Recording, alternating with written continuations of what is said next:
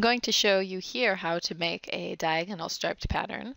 I've already started out here with the little stripe pattern I'm going to use.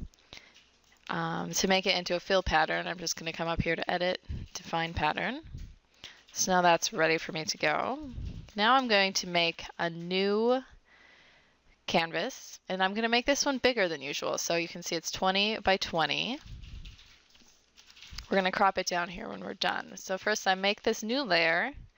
Then with my paint can, I'm going to fill it with this pattern that I just made. And now, using Control T to transform, I'm just going to drag it to the side a little to make it diagonal. If you hold down Shift, it will give you a more exact rotation, or you can just rotate it as you like, however you think looks good. Hit Enter. Okay, so now you can see there's extra space here, which doesn't look good, but that's okay, because now we're going to crop it down to our usual. If you want that, you can come up here, Image, Canvas Size, and then enter in our new canvas size. And there you go. An easy diagonal pattern.